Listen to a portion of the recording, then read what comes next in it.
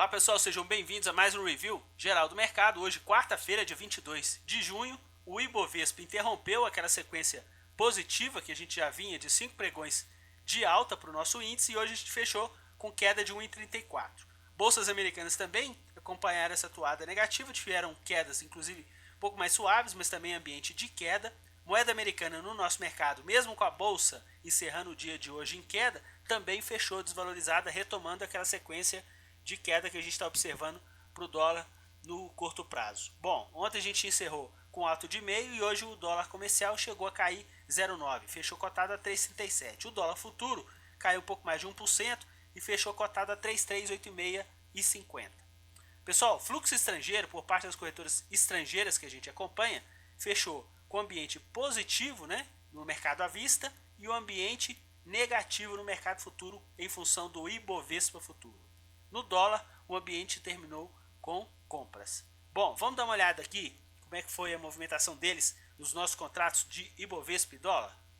Olha aqui, pessoal, no Ibovespa começaram já o dia vendedor e ficaram assim durante todo o pregão. Inclusive a gente nos preços, a gente chegou a botar uma máxima aqui em 52,070 ao meio-dia, inclusive já superando o patamar do fechamento do pregão de ontem, pouco mais de 200 pontos, né, 220 pontos. Só que no caso aqui, a gente teve o que? Nesse momento, o volume já estava vendedor por parte das corretoras estrangeiras em quase 120 milhões de reais.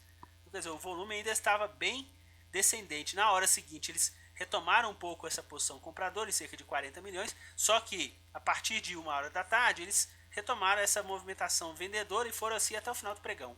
E a gente observou também que os preços tomaram essa mesma direção até o final do pregão para os contratos do Ibovespa futuro. No dólar, pessoal, eles ficaram com um movimento muito zigue-zagueado, certo? Então, uma hora eles vendiam, depois eles recompraram, depois eles vendiam, depois eles recompraram.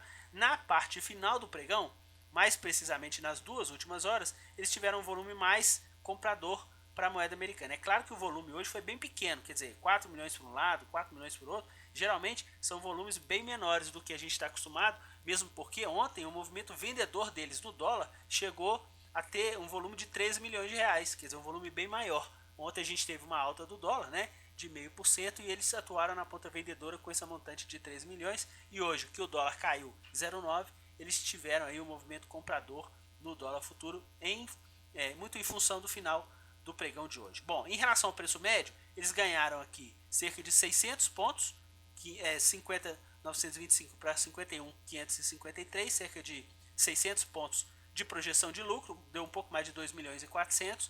No caso do dólar, eles tiveram um preço médio de 3,393 e a cotação terminou em 3,387. Eles tiveram um prejuízo de 6 pontos no dólar, o que gerou aqui um pouco mais de 400 mil reais de projeção de prejuízo nos contratos do dólar. Vale ressaltar que, para quem é novo no canal e está acompanhando o nosso trabalho, esse processo a gente faz em relação a uma projeção que eles têm durante o dia, e não que todas as operações que eles fazem sejam operações de day trade, mas a função desse acompanhamento é justamente mostrar para quem assiste o nosso canal que eles realmente fazem pressão de preços nos nossos ativos. Vamos observar isso justamente aonde? Nos ativos negociados por eles no mercado à vista no pregão de hoje. Hoje foi um dia comprador para o mercado à vista, mesmo num dia de queda de 1,34, os ativos que eles atuaram na ponta compradora, dos 10 ativos mais compradores por parte deles, tiveram uma variação média positiva de 0,10, certo? Mesmo nesse ambiente vendedor. E os ativos que eles atuaram na ponta vendedora se desvalorizaram 1,63 nessa média dos 10 ativos. Então, eles conseguiram ganhar nas duas pontas. Nos ativos que eles venderam, mesmo com a quantidade menor, eles conseguiram auferir uma projeção de lucro maior no pregão de hoje, ok? Em relação às opções, a gente teve aqui um ambiente onde eles auferiram prejuízo tanto para as opções de Petrobras quanto para as opções de Vale. Vamos falar rapidamente aqui em relação aos ativos. Vale foi o carro-chefe de compra hoje no nosso mercado. Mesmo nesse ambiente de queda, né, o ativo se valorizou um pouco mais de 2%. Eles compraram tanto a ação preferencial quanto também a ação ordinária. Fizeram a mesma coisa com Petrobras, tanto a preferencial quanto para a ação ordinária. Só que no caso de Petrobras aqui, eles não tiveram respaldo. O ativo terminou desvalorizado. O pregão de hoje um pouco mais de 2%. O destaque aqui foram as ações de CEMIG, que subiram um pouco mais de 8%, e eles acumularam aí compras de pouco mais de 23 milhões de reais. Não é usual ativos que têm uma liquidez um pouco menor, como CEMIG, mesmo fazendo parte do Ibovespa, ter uma movimentação com fluxo mais intenso, conforme a gente observou no pregão de hoje. Bom, na ponta vendedora, pessoal, como não teve muito volume hoje, eles tiveram como carro-chefe foram as ações de Cielo. Tiveram aqui um pouco mais de 24 milhões, o ativo teve uma desvalorização um pouco mais de 3%, e daquele setor que a gente verificava que eles estavam atuando na ponta vendedora, né, em diversos pregões que a gente estava fazendo nos boletins, que são os ativos que têm maior peso no nosso índice, que é Itaú, Bradesco, Ambev, no caso as ações mais de maior visibilidade, Petrobras e Vale.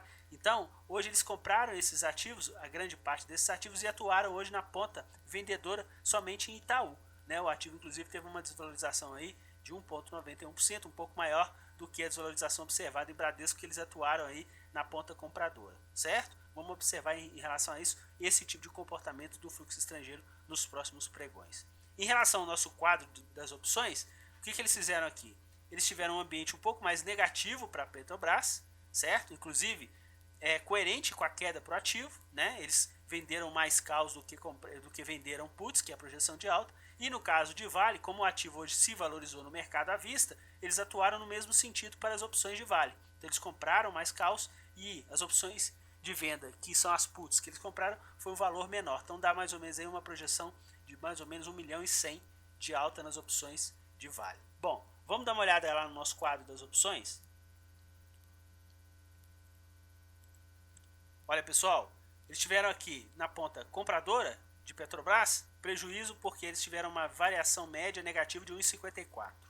Nas opções que eles atuaram na ponta vendedora também prejuízo porque as opções se valorizaram 6,82. Então esse volume foi um pouco maior aqui nas opções que eles atuaram na ponta vendedora, um pouco mais de 320 mil reais. No caso de Vale, as opções que eles atuaram na ponta compradora, até eles conseguiram aferir um pouco de lucro. 2,22 deu um pouco mais de 80 mil reais. Só que nas opções de Vale que eles atuaram na ponta vendedora, né, eles tiveram uma projeção de alta de 23,62 de média entre as 20 opções, e eles tiveram uma projeção de prejuízo um pouco maior, um pouco mais de 340 mil. Menos mal que eles tiveram um pouco de projeção de lucro, né, nas opções que eles atuaram na ponta compradora de Vale, já que o ativo hoje também se valorizou no mercado à vista e eles compraram o ativo no mercado à vista. Então serviu um pouco aí para poder amenizar esse prejuízo em relação às opções de Vale por parte deles no nosso pregão. Ok, pessoal?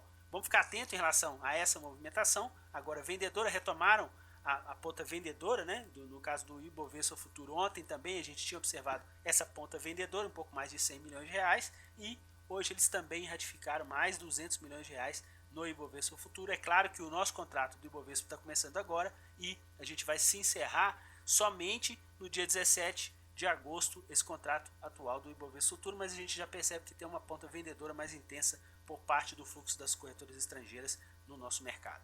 Ok, pessoal? Um grande abraço a todos e até o nosso próximo boletim.